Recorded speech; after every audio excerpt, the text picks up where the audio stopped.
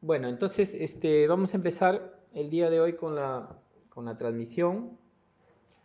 Vamos a ver sobre el subsidio COVID. Hay algunos puntos, de verdad que yo también mismo me he quedado sorprendido, algunos puntos que personalmente no me parece que sea así, pero bueno. Primero, mm, ya efectivamente ya no hay nada que hacer con el subsidio COVID, no se volvió a dar, a pesar que Salud hizo un requerimiento para que este subsidio COVID se pueda excepcionalmente poder recepcionar solicitudes por 90 días más. Salud le solicitó al Ministerio de Trabajo, pero el Ministerio de Trabajo nunca respondió. Entonces, el requerimiento estuvo de parte de Salud porque hubo en el último presupuesto, en la última transferencia de dinero de 54 millones, sobró dinero. Entonces, y muchos empleadores se han quedado sin cobrar este subsidio. Pero el Ministerio de Trabajo no respondió. Será también porque fue un gobierno anterior quien estuvo con esto del subsidio COVID. Este nuevo gobierno al final no decidieron no seguir con este subsidio COVID porque Salud estaba diciendo que por 90 días más se pueda prorrogar esta solicitud. Finalmente ha quedado ahí, pero yo veo que no, hasta ahora no tienen, no, nunca lo llegaron a tener claro este tema, ¿no? De cómo que se manejaba los 20 días.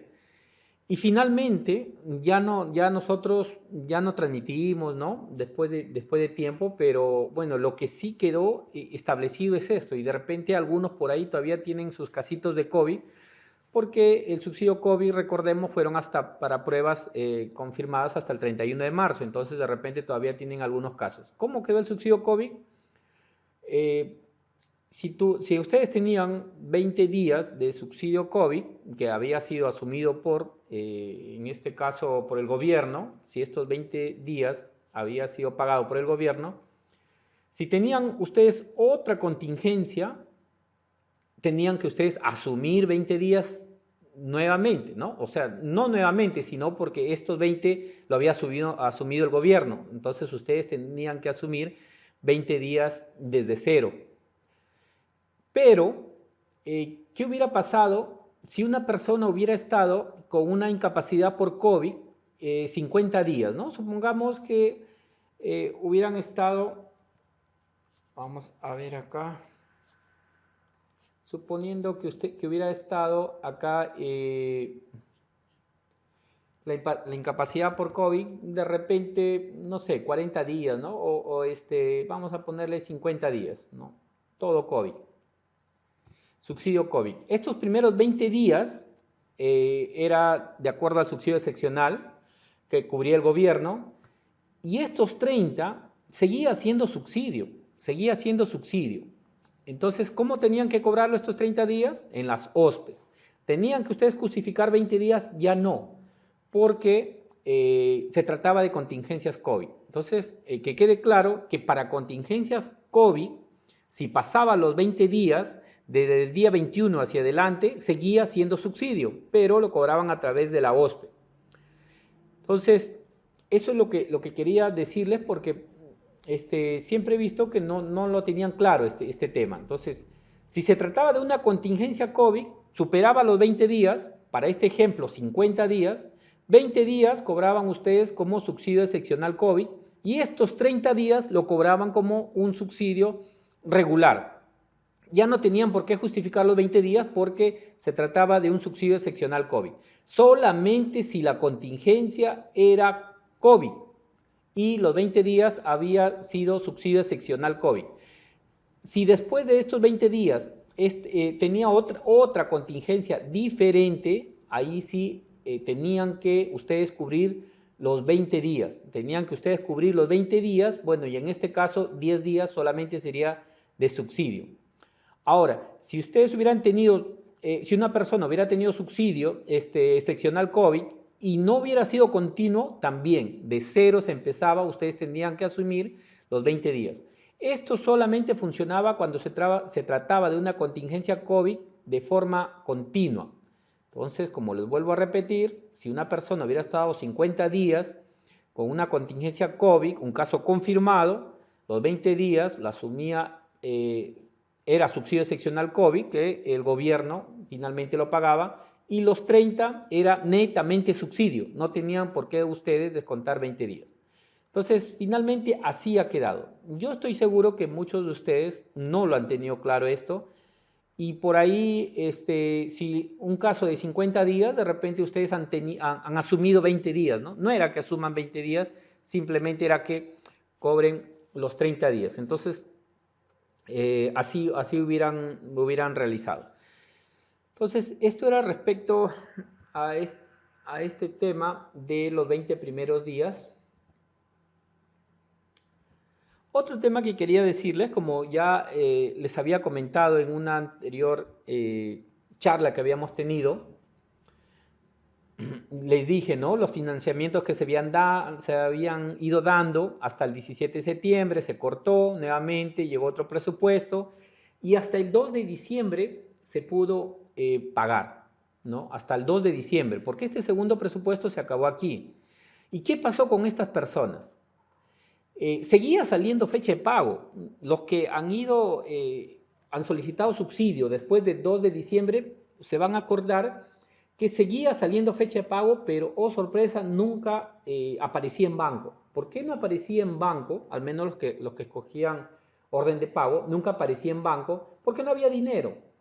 No había dinero para que puedan Esalú abonarles, porque aquí se acabó el dinero y el presupuesto recién llega ya un 28 de abril, ¿no? No, en realidad un 20 de abril, pero el 28 nuevamente de abril del 2021 se vuelve a ir pagando este subsidio COVID. Pero ¿qué pasó del 2 de diciembre?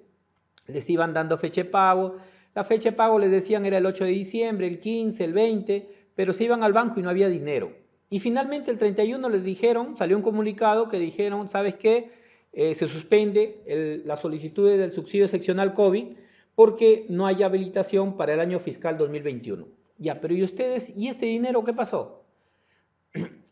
La mayoría de casos que no han podido cobrar aquí, y yo conozco varios, dicen que ha salido el pago el 5 de mayo.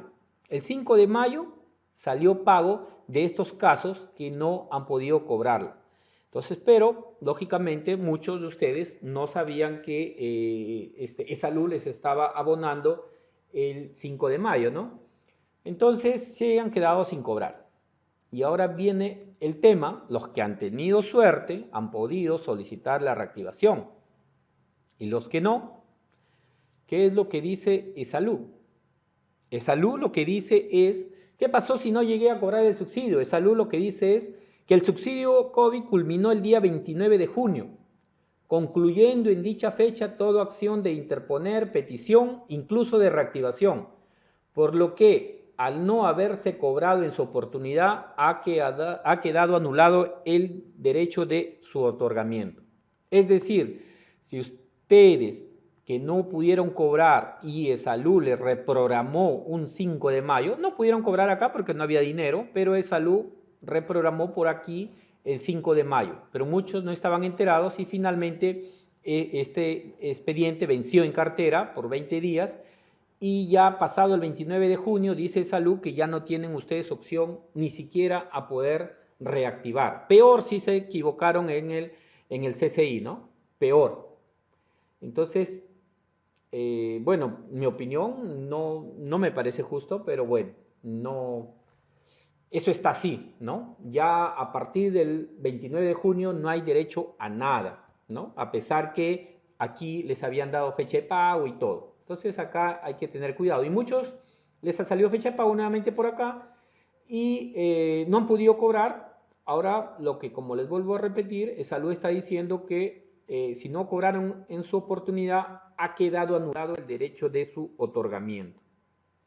Entonces, eso es algo que estoy seguro que no sabían sobre esto, ni yo lo sabía. Yo pensaba que había la opción de poder solicitar una reactivación. Para mí también ha sido una sorpresa. Pero bueno, les comunico para que estén enterados. ¿Qué más? Bueno, Salud estaba realizando una verificación de la información declarada, ¿no? De todo el periodo 2020. No de todo el periodo 2020, simplemente del 26 de octubre al 2 de diciembre. O sea, estaba realizando una verificación de la información, porque eso es lo que le correspondía, ¿no? A ver si es que ustedes han declarado bien. ¿Y por qué inicialmente Salud pagaba nada más, sin importar la declaración? Pues por el desfase que hay entre la declaración que hacen ustedes y la información que le llega a Salud. Toda vez que ustedes declaran, por ejemplo, declaran de repente mayo 2020 ustedes lo declaran en junio, el 18 de junio, el 15 de junio, y la información a Salud llega en julio. Entonces hay un desfase por ahí de 2 meses, 3 meses. Y peor aún con esto del nuevo cronograma de pagos por el tema de la pandemia, ¿no? Hubo una flexibilización de pagos en el año 2020. Entonces ustedes de repente en febrero podían pagarlo en junio o en julio. Entonces, justamente por eso es que todos los procesos se realizaban, ¿no? Salud en su sistema no verificaba si declararon bien o declararon mal. Ahora es cuando Salud está realizando esta verificación. Pero el salud no va a hacer nada. ¿Por qué? ¿Quién es el que va a iniciar las acciones?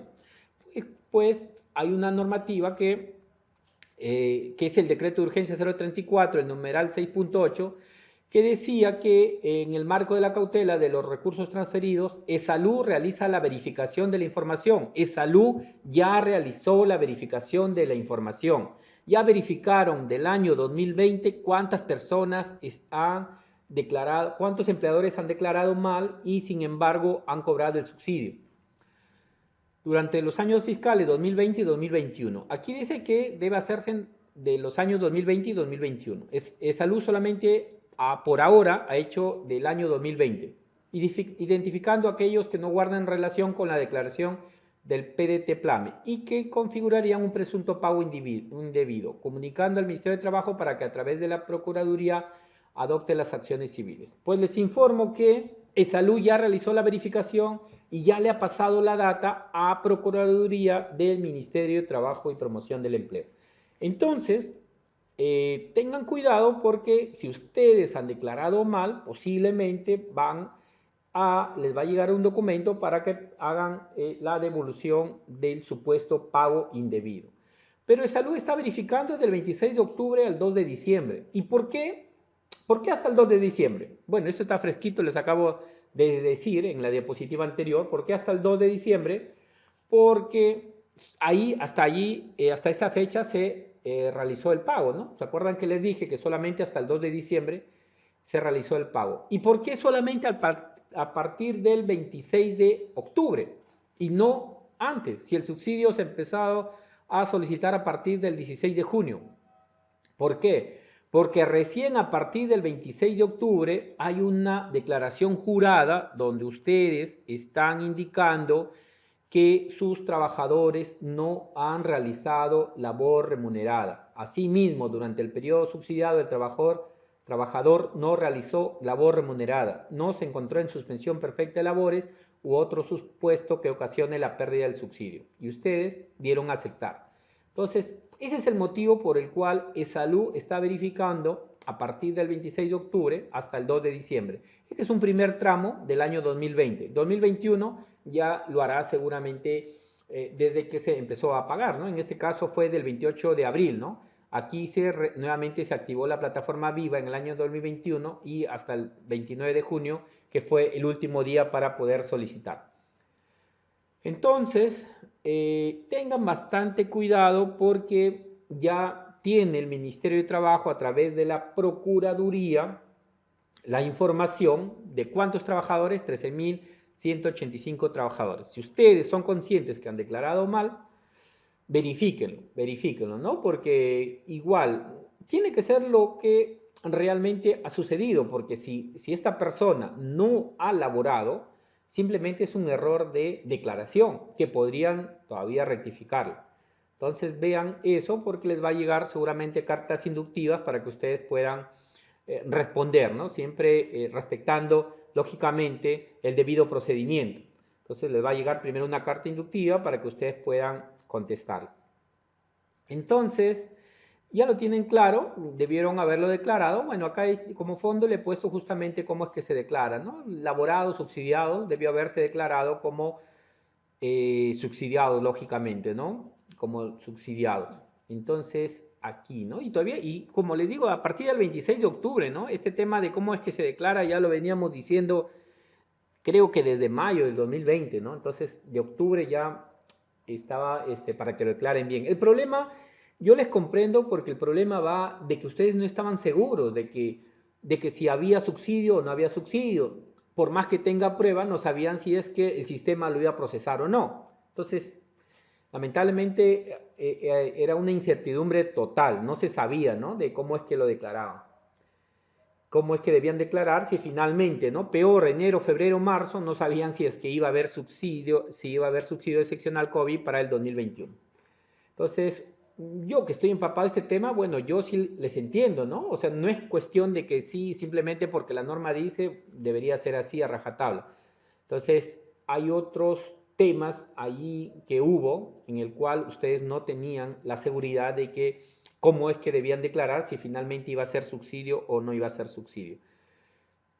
Entonces, este respecto a la verificación que ya se realizó en un primer tramo, como les vuelvo a repetir, del 26 de octubre al 2 de diciembre. Si ustedes tienen aquí expedientes que han cobrado como subsidio COVID y sin embargo, por ejemplo, en noviembre cobraron una solicitud y su declaración de noviembre está 30 días laborados, ya, ustedes están dentro de este lote que les va a llegar su cartita. Entonces vamos a ver, justamente esta es la norma por el cual se está avalando este tema, que el decreto de urgencia 034, numeral 6.8, ¿no? Que le faculta a la Procuraduría que adopte las acciones para el recupero, ¿no? Eh, acá, bueno, seguramente ya están haciendo algunas preguntas también. Bueno, luego ha salido un tema de la Ley de Urgencia Médica para la detección oportuna y atención integral del cáncer del niño y del adolescente, la Ley 31041, que está un poco, no hay mucha información sobre esto, ¿no?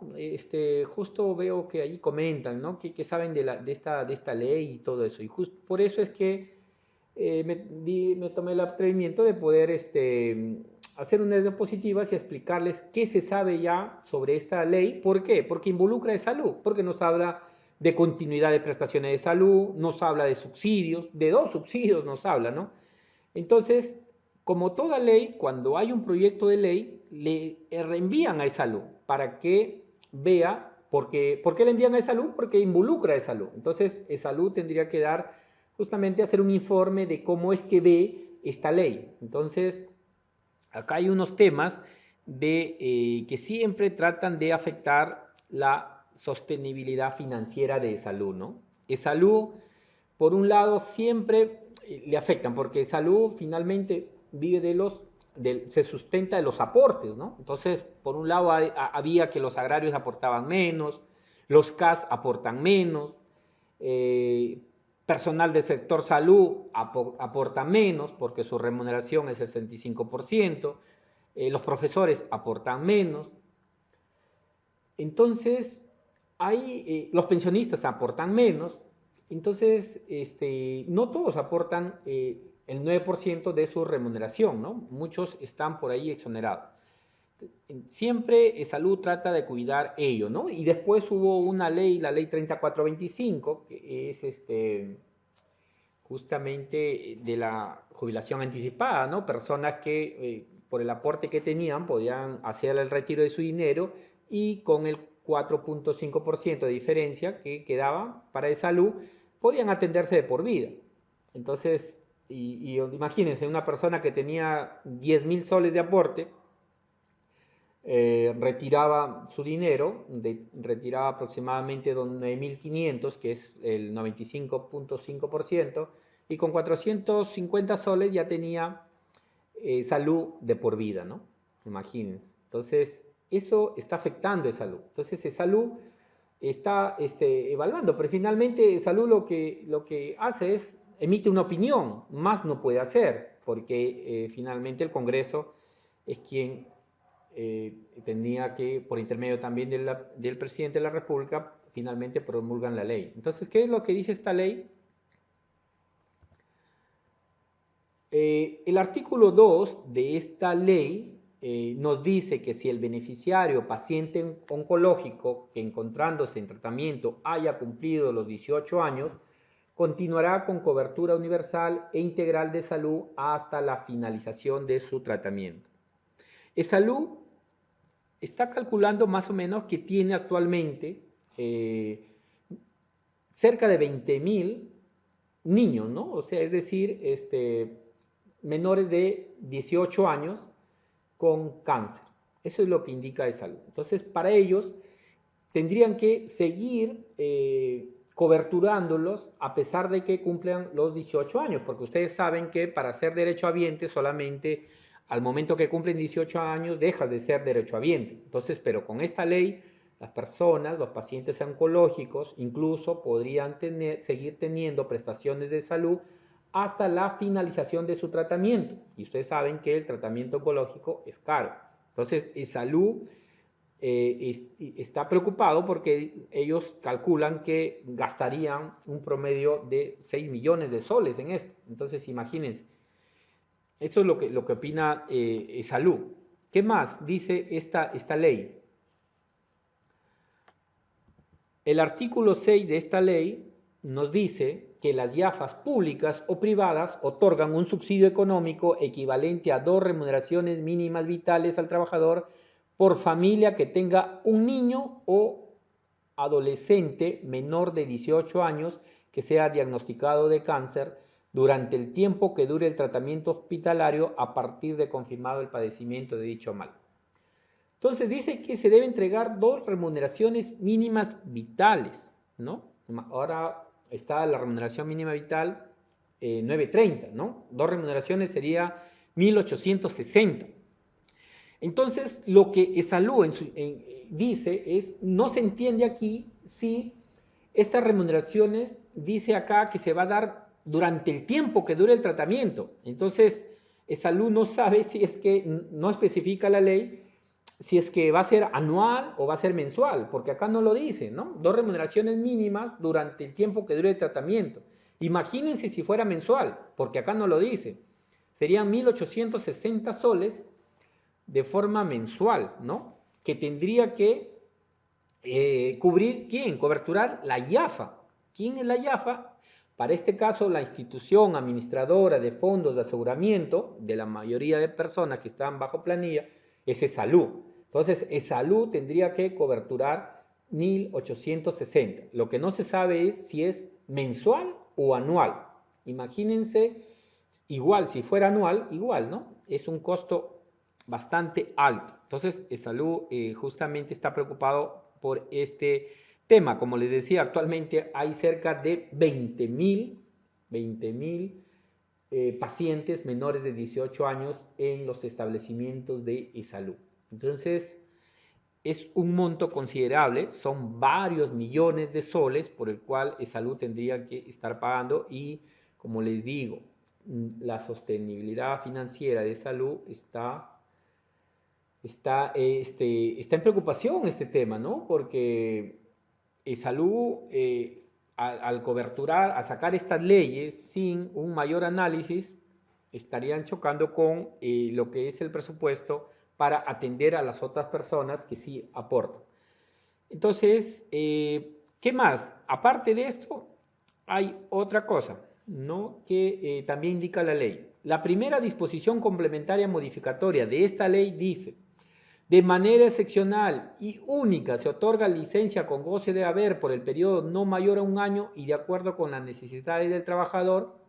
Licencia con goce por el periodo no mayor de un año y de acuerdo con las necesidades del trabajador cuyo hijo, niño o adolescente menor de 18 años sea diagnosticado de cáncer por el médico especialista, el cual deberá ser cubierto los primeros 21 días por el empleador y el tiempo restante por ESalud.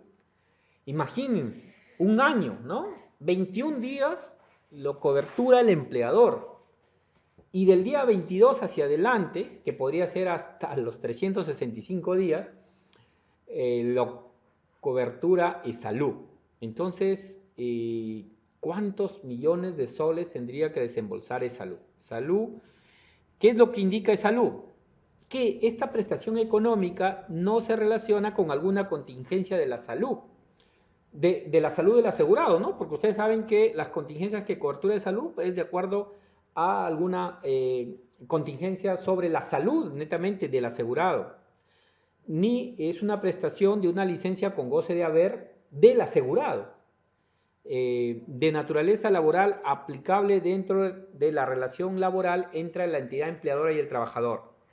Entonces salud dice, yo no tengo la condición de empleador del asegurado, ¿por qué yo tendría que coberturar ello? Dice salud. Bueno, que lo coberture el empleador tampoco, no creo que esté muy dispuesto a coberturar estos 365 días, pero la norma dice que los 20 primeros días lo cobertura el empleador y lo restante hasta como máximo un año es salud. Entonces salud dice que no se trata de una relación laboral entre la entidad empleadora y el trabajador y que salud no tiene la condición de empleador del asegurado, por lo tanto ellos no tendrían por qué coberturar. Pero como les digo, son opiniones nada más de salud, finalmente si la ley sale, tendrán que asumirlo. ¿Cómo? No lo sabemos. Salud lo que indica, ¿no? Al final, si se da, tendría que ser mediante transferencias del Ministerio de Economía y Finanzas, porque salud dice, ¿nosotros de dónde? Entonces, esto es lo que está, digamos, en papel, ¿no? Porque ya si bien es cierto, la ley está dada, el reglamento de la ley también está dado, aún no se va a poder ejecutar, ¿no? ¿Por qué? Porque le voy a mostrar por acá, a ver, por acá tenía la ley, esta es la ley.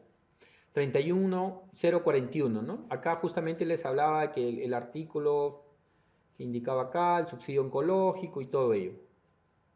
El artículo 3, que si el beneficiario paciente oncológico pasara a los 18 años, debería continuar con la cobertura, ¿no? Y sobre el subsidio oncológico, que también indica acá, equivalente a 2 remuneraciones mínimas vitales, ¿no? Y finalmente la disposición complementaria que indicaba que también debería considerarse dentro de la licencia por enfermedad grave, de manera excepcional y única, se otorga licencia con goce por el periodo no mayor a un año, ¿no?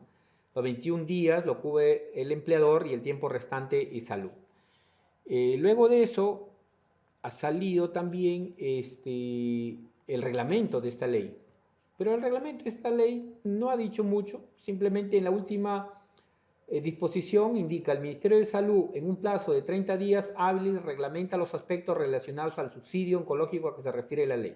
30 días hábiles, dice. Este reglamento ha salido el 26 de julio, ya sobrepasaron los 30 días hábiles y hasta ahora nada, no sale nada. Entonces por ahí el Salud todavía tiene tiempo, a pesar que Salud ha dicho que no hay forma de que se pueda dar, la ley sigue vigente y todavía está a la espera de que se reglamente todos estos aspectos relacionados a cómo se va a dar el subsidio, ¿no? Al menos Salud ya dio su opinión que o sea, no habría forma de que ellos puedan coberturar porque justamente por lo que les indicaba, ¿no?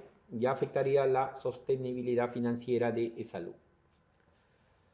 Entonces, por el momento, esta ley solamente está en documento. Todavía no se puede plasmar porque faltan algunas normas complementarias, ¿no? Finalmente no sabemos cómo ya irá a terminar esto. ¿Qué más? Bueno, algunas mejoras de la plataforma Viva que había visto. Ahora ya pueden los asegurados titulares que realicen sus trámites a través de la plataforma Viva, que sean modalidad de pago directo, por ejemplo, lactancia, o los trabajadores de unidades ejecutoras del sector público para incapacidad o maternidad, podrían escoger la modalidad de pago billetera móvil, ¿no? Hay dos, que es Contigo y BIN, ¿no? Es bastante sencillo ello porque no se requiere tener una cuenta, simplemente descargan en su celular esta billetera móvil y en el caso de lactancia necesariamente tiene que ser lo que se conoce como lactancia titular, es decir, la misma madre tiene que realizarlo, ¿no? Si el padre es el asegurado y la madre no, simplemente la que cobra no puede realizarlo. Tiene que ser la misma madre la titular. Y tiene que, la línea celular tiene que estar a nombre de esta asegurada titular, ¿no? Entonces, así se están realizando también los bonos a través de billetera móvil. Esalud ya lo tiene, ya se está pagando como billetera móvil. Habría que difundirlo porque es bastante sencillo, se descarga la aplicación y simplemente allí va a aparecer este abono, ¿no? El abono es igual, ¿no? Igual va a demorar 72 horas hábiles o 3 días hábiles, ¿no? Como se conoce. Entonces, igual en los casos, estos pagos. Ya existe este tema de la billetera móvil para los pagos de los subsidios de salud. Bueno, había un problema que cuando entraba un asegurado con su rol, ingresaba a la plataforma Viva y pertenecía a un empleador privado, de repente porque el empleador no le pagaba o porque estaba ahí experimentando cómo se maneja la plataforma Viva, y esta persona aparecía los iconos de incapacidad y maternidad, y esta persona, a pesar que la modalidad de pago para estas personas es reembolso, ellos podían solicitarlo a través de la plataforma Viva. Lógicamente, más adelante se anulaba porque no corresponde una modalidad de pago directo a estas personas, toda vez que ustedes saben que el empleador es quien le paga y luego el empleador solicita de salud el reembolso. Pero estaban allí los iconos y eso generaba bastante confusión, y los mismos asegurados que ingresaban, ellos mismos solicitaban por ahí su subsidio y los procesaba. Y eso genera un malestar, ¿por qué? Porque si ellos lo procesan, el sistema, si bien es cierto, lo procesa, más adelante, mediante un control concurrente, se anula. Pero para destrabar ello, no es que ya se anula y finalmente lo van a poder hacer al siguiente día correctamente como modalidad de pago reembolso. No, porque el proceso de anulación en salud demora. Entonces tenía que estar anulado al 100% para recién ustedes puedan cobrarlo. Felizmente ya desaparecieron esos iconos de incapacidad y maternidad en los casos de los cuales los asegurados sean de empresas privadas, ¿no? No necesariamente empresas privadas, porque incluso las municipalidades son reembolso. O sea, cuando le corresponde modalidad de pago de reembolso no debe aparecer estos iconos. Solamente debe aparecer para el caso de trabajadores de unidades ejecutoras del sector público.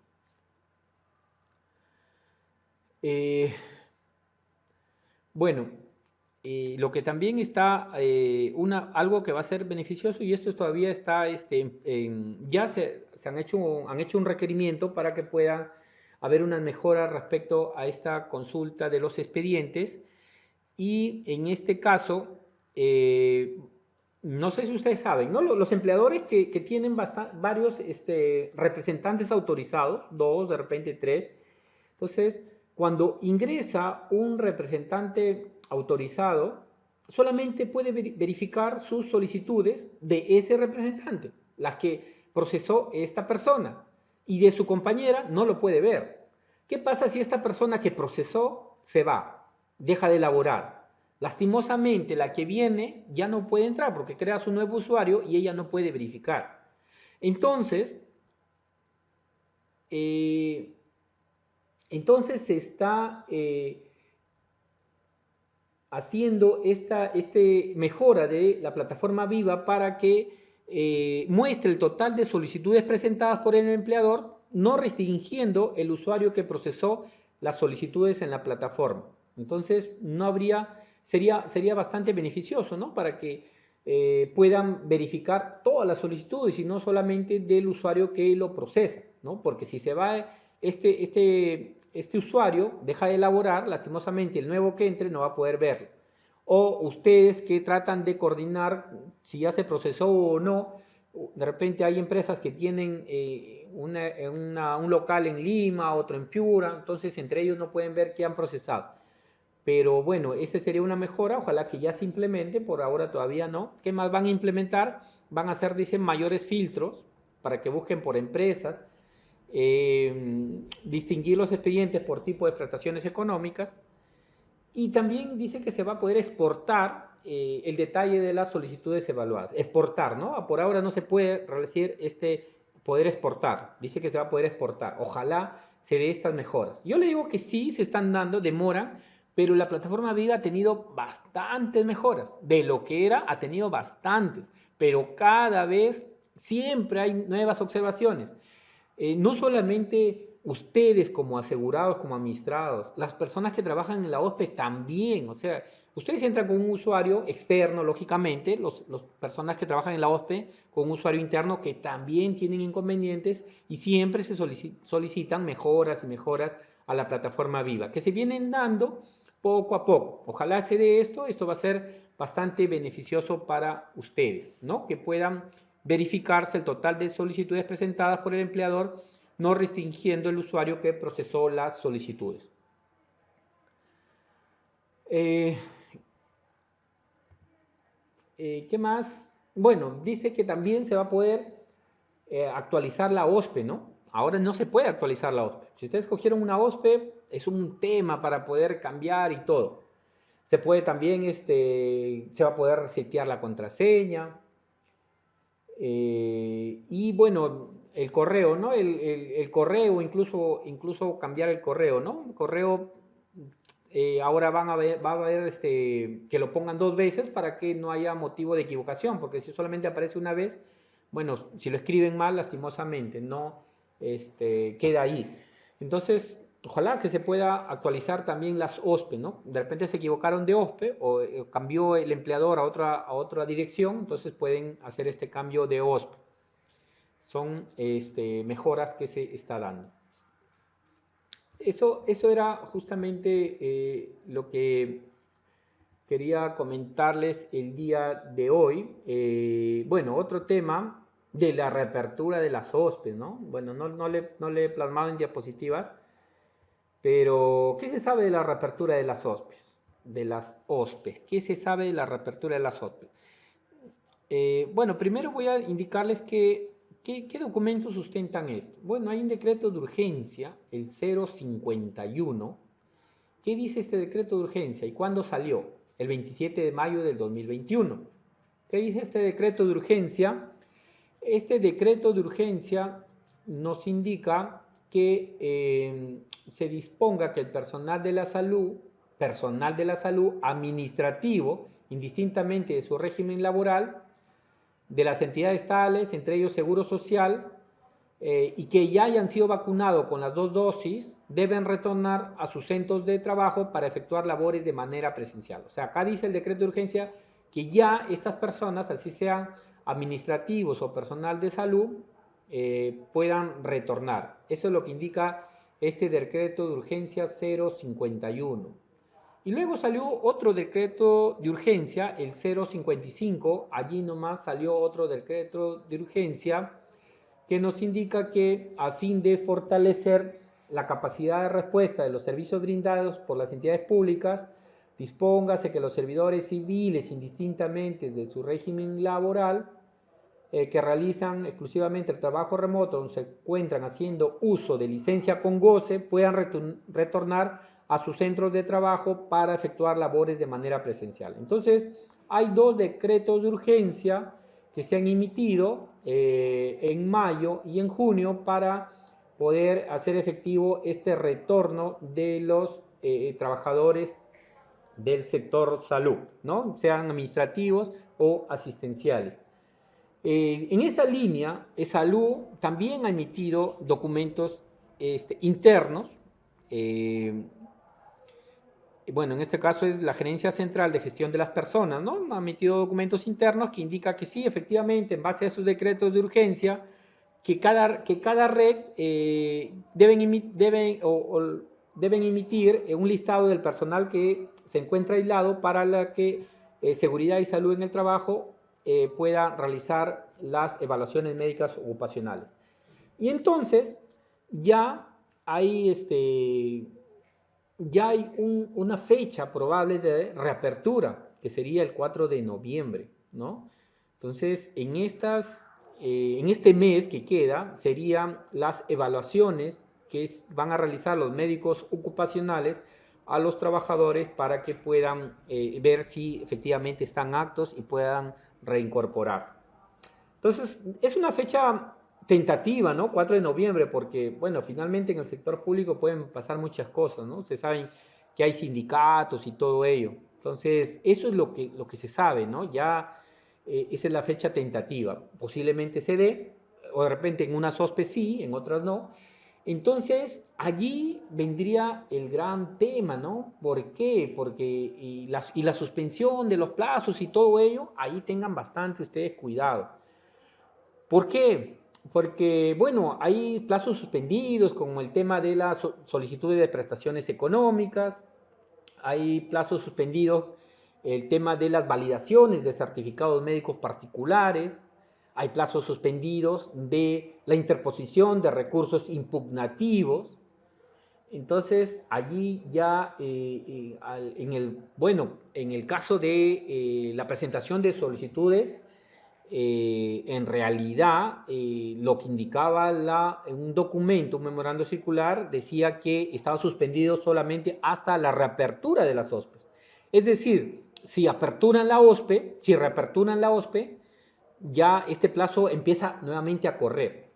Imagínense cuando reaperturen la OSPE cuánta gente va a haber. Entonces, estén bastante advertidos sobre este tema, ¿no? Y bueno, a pesar que haya normas, si bien es cierto, el tema de las validaciones de certificados médicos era hasta la culminación de la emergencia sanitaria y la emergencia sanitaria ha sido prorrogada, pero hay que tener en cuenta que las mismas normas pueden quedarse sin efecto.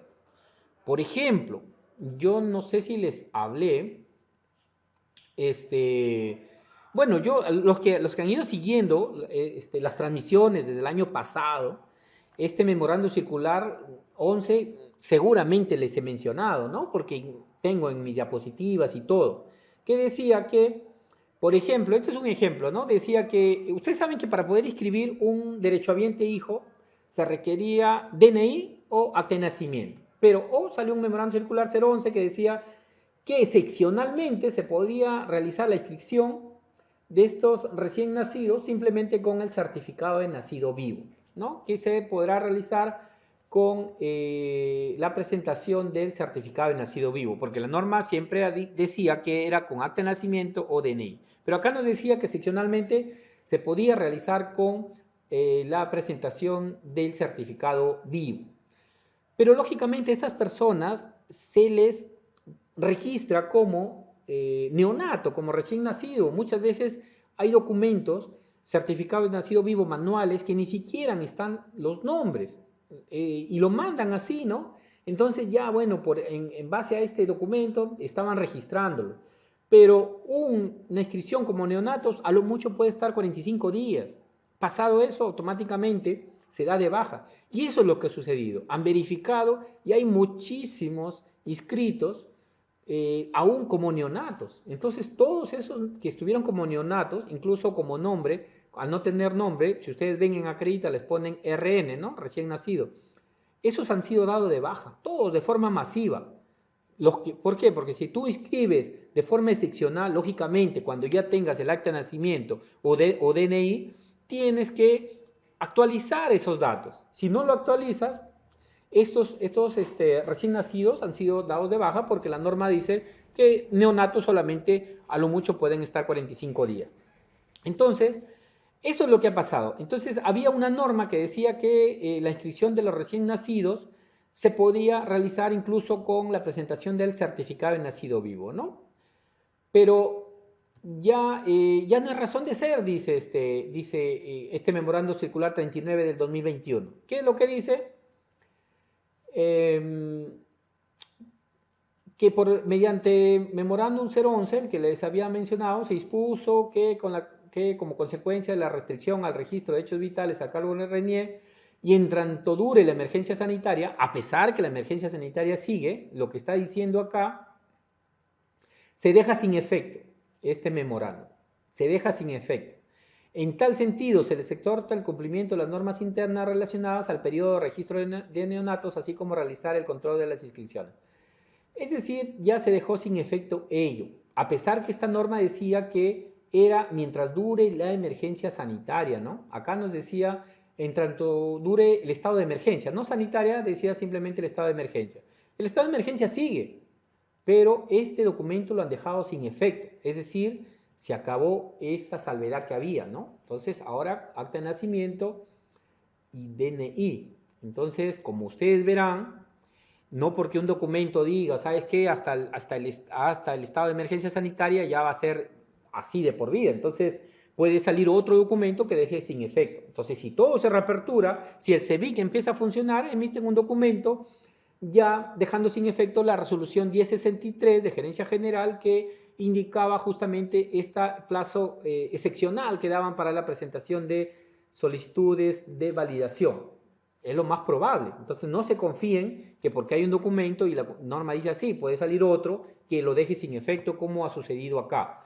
Acá están analizando que la RENIEC ya está atendiendo, dice acá, ya hay atención presencial de RENIEC y es más, hay otros canales de atención, por lo tanto ya se deja sin efecto esto. Entonces ya no hay excusa, entre comillas, ya están diciendo acá, para que estén presentando este tema de certificado de nacido vivo como habían dado esa salvedad.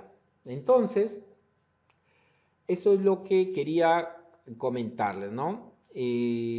Respecto a este punto, veo hay bastantes conectados y seguramente, bueno, como les digo, acá voy a ver las preguntas que están realizando, no sé de dónde sería más fácil leer las preguntas, porque a ver, vamos a ver, creo que de mi celular. Ya, igual siempre se acuerdan que yo les decía para poder este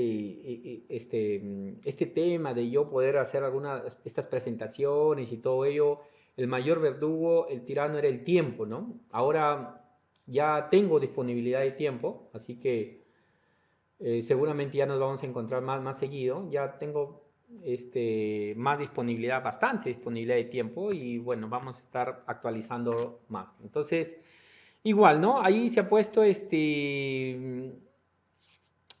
bueno, se ha puesto por ahí el código QR de Yapi, Plin, si alguien tiene por conveniente poder colaborar para que nosotros sigamos haciendo más contenido. No es obligatorio, pero de repente el que gusta puede hacerlo para nosotros poder hacer contenido. Igual, nosotros tenemos el registro de todas las personas que han asistido a todos los eventos, o sea, todo lo tenemos plasmado, ¿no? Todo lo tenemos. Entonces, así que va a haber ese tema. Igual, se va a ver se va a empezar a hacer más temas de ya cursos, de repente conferencias, talleres, ¿no? Sobre el tema de validación, ¿no? En validación, de verdad, ahí sí hay algo, ya he estado armando ya un tema sobre validaciones. ¿Por qué? Porque la norma dice una cosa, la entidad les exige otra cosa, ustedes creen que los requisitos son otro, la plataforma VIA les pide otro, de verdad, no sé por qué no hay una coherencia en todo esto. Yo me he quedado sorprendido, ¿no? Y ya seguramente cuando llevemos esto le voy a contar al detalle, ¿no? Con los requisitos, ¿no? Para validar un accidente de trabajo.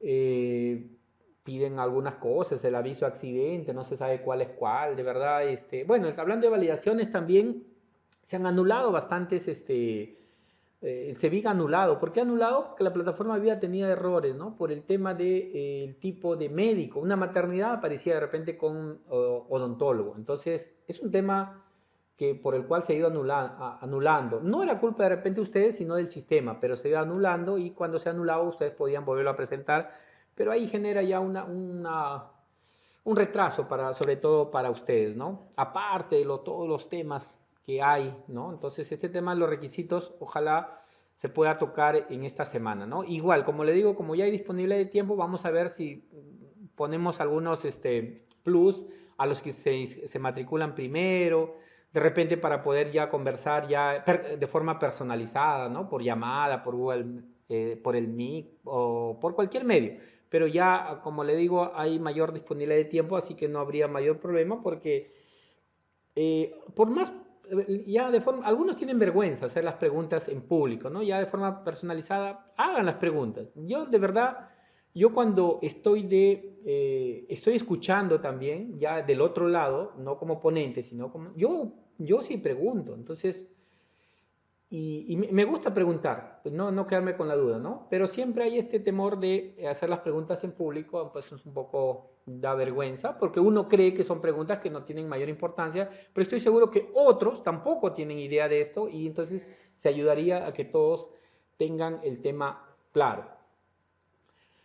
Pero sí, o sea, en estos días, no crean que he estado así nada más, he estado empapándome muchísimo de los temas y bueno, he logrado conversar también con otras personas de algunas entidades y me he dado muchas sorpresas respecto a requisitos y ello, ¿no? Entonces, siempre les digo, lo que indica la norma es lo que el tema finalmente vale, no lo que les diga tal o cual persona.